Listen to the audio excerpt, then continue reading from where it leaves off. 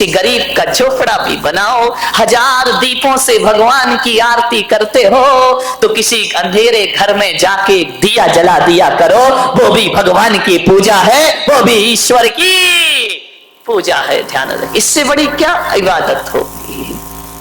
इंसान के काम इंसान ना आए तो फिर ये दुनिया जीने के लायक ही ना रहेगी। मेरे भाई निवेदन है आपसे, अरे जिन्हें दुखी हैं, जो पीड़ित हैं, उनकी बदकिस्मती होगी, लेकिन उनकी बदकिस्मती को देखकर मजाक मत बनाना, जितना हो सके सेवा करना, ध्यान रखना। एक भिखारी जब तुम्हारे घर में भीख मांगने आता है तो ये मत सोचना कि वो भीख मांगने आया है। इस देश के त्रिवल्लुवर आचार्य ने लिखा है कि कोई भिखारी यदि तुम्हारे घर भीख मांगने आए तो ये मत समझना कि भिखारी भीख मांगने आया है। वो भिखारी भीख मांगने नहीं आया, वो तुम्हें सीख देने के लिए आया है।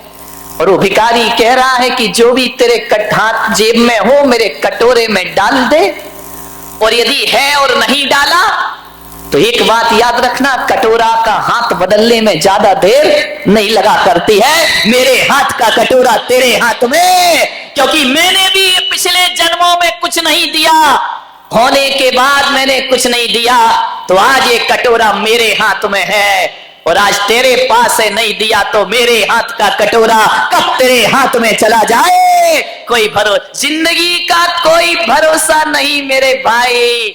कब किस्मत करवट बदल ले, रातों रात लाखपति खाकपति हो जाते हैं, और ऐसी भी किस्मत जागती है, सड़क छाप महलों का बासी हो जाया करता है। ये तकदीर का खेल है, ध्यान रखना, ये तकदीर है। रामनाथ कोविंद को कौन जानता था? वो खुद नहीं जानते थे कि मैं कभी राष्ट्रपति बनूंगा। मिट्टी के घरों में पैदा हुए, कच्चे मकानों में, दलित परिवार में पैदा हुए, पढ़ाई का इंतजाम तक जिनके पास नहीं था, मेरे भाई जब राष्ट्रपति का चुनाव का अवसर आया तो पूरा देश तो क्या, जितने भी दल हैं वो भी नहीं जानते थे कि रामनाथ कोविंद एक चमत्कार बनकर के नाम प्रकट हो। कितनी अटकलें चल रही थी, कोई बोला कि आडवाणी बनेंगे, कोई बोला सुमित्रा महाजन बनेगी, एक से एक अटकलें चली। लेकिन ध्यान रखना, ये मोदी ने कुछ नहीं किया है। जब किस्मत चमकती है ना तो छप्पड़ फाड़ कर प्राप्त हुआ करता है। ध्यान रखना है आपको, राष्ट्रपति बन गए। सोचना है आपको, जो बेर बेर खात थे वो बेर बीन खात है। बेर जानते हिंदी? बेर तुम लोग क्या बोलते? अच्छा, जो बोर, जो हमारे यहाँ बोर है वो तुम्हारे यहाँ बेर है। बहुत ही उल्टा मामला मैं करूं क्या? हमारे यहाँ बोर होता है बुरा, तो तुम्हारे यहाँ बोर होता है अच्छा। तो मैं इसको मराठी में कैसे बना? नहीं बनेगा। जो बेर बीन खात थे, जिनके दिन ऐसे थे कि बोर को बीन बीन के खाते थे। जो बेर बीन खाते थे वे बेर बेर खात है। बेर बेर यानी बार बार, हिंदी समझाना पड़ेगी मुझे। जो बेर बीन खात थे वो बेर बेर खात है, जो बेर बेर खात थे वे बेर बीन खाते। तकदीर का कोई भरोसा नहीं। कल तक जो बेर बीन बीन के खाते थे आज उन बार बार खाते हैं, कल जो बार बार खाते थे आज बेर बीन बीन कर का। तकदीर का कोई ठिकाना नहीं, कब किस्मत पलट जाए। और किस्मत ऐसे खूबसूरत मोड़ पे धोखा देती है। अब देखो ना देश के हालात, अब आडवाणी की किस्मत में नहीं है तो नहीं है, अब क्या करोगे तुम? क्या कर सकते हो? ना पीएम बन पाए, थोड़ी आस थी कि राष्ट्रपति बन जाएंगे, उन्हें क्या मालूम था इसी समय फाइल खुल जाएगी। विचार करिए, सोचना है आपको। अब नहीं है, तकदीर में तो नहीं है। लोग बोलते हैं कि सोनिया का बड़ा त्याग है, जीतने के बाद भी मनमोहन को मुख्यमंत्री प्रधानमंत्री बना दिया। अरे काय का त्याग मेरे भाई, पहले के जमाने में कहा जाता था मजबूरी का नाम महात्मा गांधी, अब कहा जाता है मजबूरी का नाम सोनिया गांधी। क्या करोगे, बदलेगी परिभाषाएं। ये तकदीर के खेल है मेरे भाई, सोच लेना, जिंदगी को समझना। आज सब कुछ है, कल कुछ ना रहेगा। आप देख रहे हैं ना, मैंने एक दिन और बताया था, रेमंड्स ग्रुप के मालिक, रोज अखबारों में आ रहा है दर दर की। तो इस कलयुग का, अभी का, प्रेजेंट का उदाहरण है। अपनी बुलंदियों पर इतना नाज मत करो, अपनी बुलंदियों पर इतना नाज मत करो। हमने तो आसमान से सितारों को गिरते देखा है, ध्यान रखिए। आसमान के सितारे भी एक दिन जमीन पर आ जाते हैं। ए माटी के पुतले ना इतरा के चल, तेरे जीवन का कोई भरोसा नहीं। और बूंद पानी के पड़ते ही गल जाएगा, कच्चे बर्तन का कोई किस पर अकड़त क्या है तुम्हारे पास जो अकड़े अकड़े घूमते हो? क्या है बताइए, क्या है अपने पास? टाटा बिरला रिलायंस को देखोगे ना तो उनकी चपरासी की भी हैसियत नहीं है अपनी, ध्यान रखना। अकड़ ऐसी है कि हे भगवान, कि रामनाथ कोविंद के पिताजी हम ही हो जैसे धरती पर। विचार करिए, क्या है हमारे पास? ठीक रहे, कुछ नहीं है, ध्यान रखना। बहुत अपने बाप पड़े इस धरती पर, सेवा करो। मान्यवर, जीवन किसी का एक सा नहीं होता है। कभी सुख मिलता है, कभी दुख मिलता है, कभी धूप, कभी छांव। अंगूर की बेल में सभी अंगूर मीठे आए जरूरी तो नहीं है ना मेरे भाई। खट्टे भी आते हैं और मीठे भी आते हैं। गुलाब की हर डाल पर फूल ही फूल हो जरूरी नहीं है। कांटे भी होते हैं और फूल भी हुआ करते हैं। लेकिन कांटों को दुश्मन मत समझो, ये कांटे फूल की सुरक्षा है।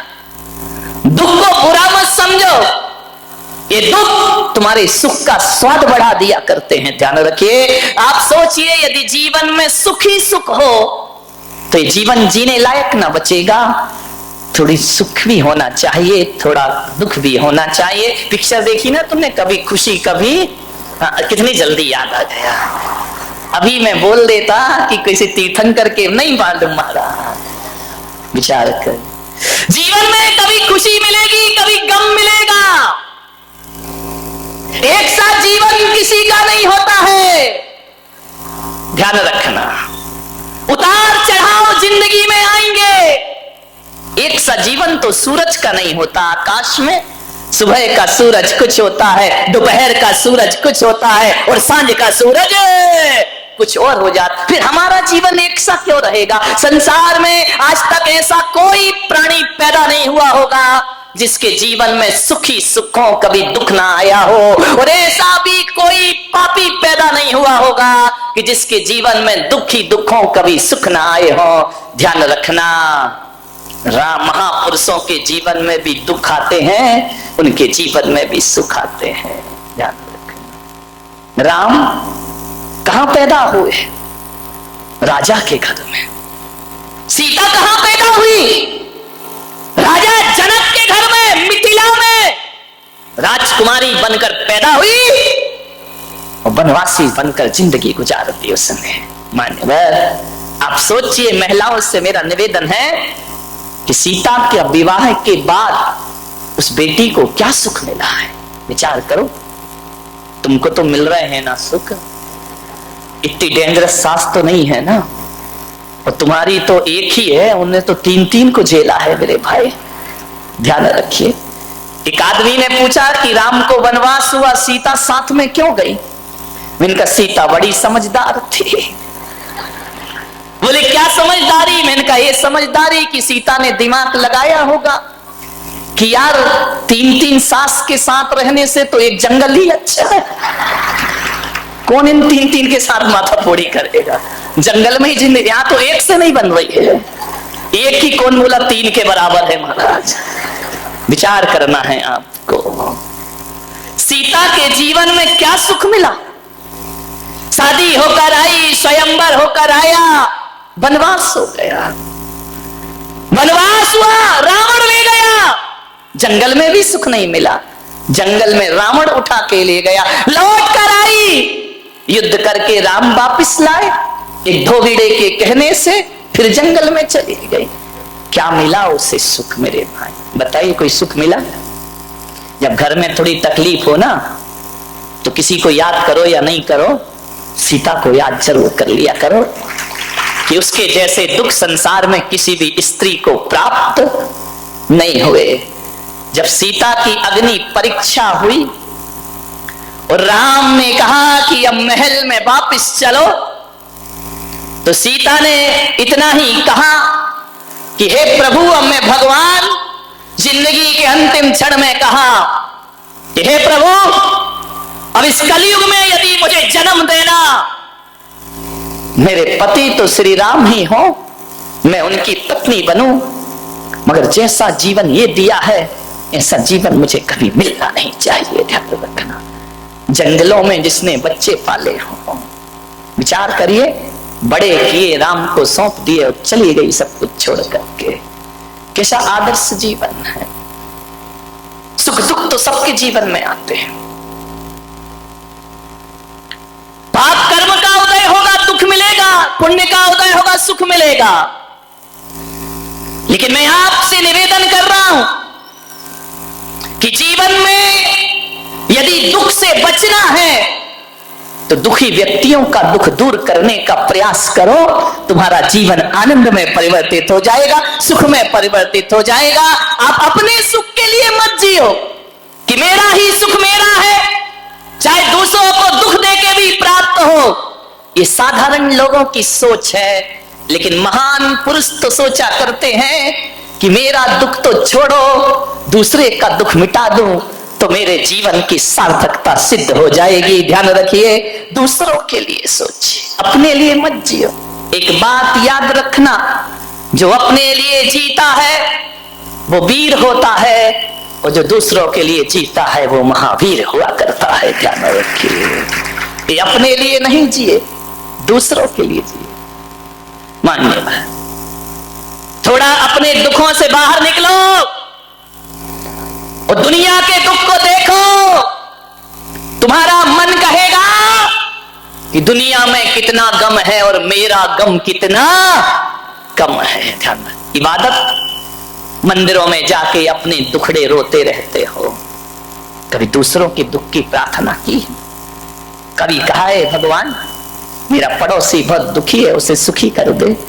कभी निकल बोला है? कभी? हाँ, पढ़ लेते हो शांति पाठ में, सर्वे भवन्तु सुखिना सर्वे। ये बकवास है, बोलते बस हो, मन में तो ये रखते कि सत्यानाश हो पड़ोसी का। ध्यान रख, मेरे से आगे बढ़ रहा है, बर्बाद हो जाए। हे भगवान, मुझे दे या नहीं दे, पड़ोसी को मत देना। ध्यान रखना, ये स्थिति, ये सोच है हमारी। एक भगवान की पूजा कर रहा था, पूजा करते समय महादेव प्रसन्न हो गए।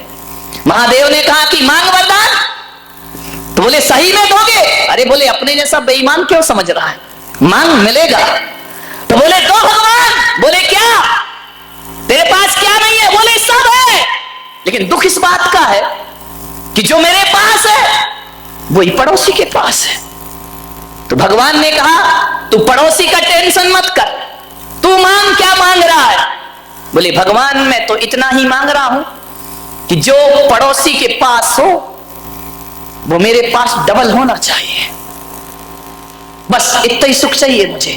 एक बात बताऊं, आदमी अपने दुख से दुखी नहीं है, आदमी पड़ोसियों के सुख से ज्यादा दुखी है। उसके घर में शांति कैसे? और महिलाओं के तो, यहां की महिलाओं की बात नहीं कर रहा हूं। कौन बोला औरंगाबाद वाली आज आई हैं? ध्यान रखना, विचार करिए। महिलाओं का तो यही है, यदि पड़ोस के घर में शांति है तो कानाफूसी करो थोड़ी सी। सास बहू प्रेम से कैसे रह रही है? थोड़ा बहुत सभा में चुहिया छोड़ दीजिए। इतनी होशियार होती हैं महिलाएं। यहां वाली नहीं, यहां वाली तो बहुत सीधी है, जलेबी की तरह। इतनी होशियार, इतनी होशियार कि पड़ोस के घर में जाएंगी, बहू बैठी है, अब मालूम है क्या करेगी? पड़ोस के घर जाके उठ के आ रही कि अब मैं चलती हूं, और आते आते बहू के कान में कुछ कह दिया, बस इतना ही कहा कि अब मैं जा रही हूं। सास देख रही, अच्छा कान में कह रही, इसका मतलब मेरे खिलाफ कोई षड्यंत्र चल रहा है। और उसने कुछ नहीं कहा, उसने इतना ही कहा कि मैं जा रही हूं, और वो भी तीली लगाने आई थी, कोई घर को सुखी करने नहीं आई थी। कान में कह के चली गई। अम्मा ने देखा, क्यों, क्या बोल रही थी वो? अम्मा जी कुछ नहीं, बस इतना बोल रही थी मैं। अब इस पे कोई अम्मा विश्वास करेगी कि मैं जा रही हूं? इस पे कोई विश्वास करेगी क्या? अरे जा रही हूं तो जोर से बोल देती, तू भी छुपा रही है। आज श्री महाभारत प्रस्तुत करता। ऐसे घरों में आग मत लगाइए मेरे भाई। क्यों किसी के घर उजाड़ते हो? घर बसाना सीखो मेरे भाई, उजाड़ो मत।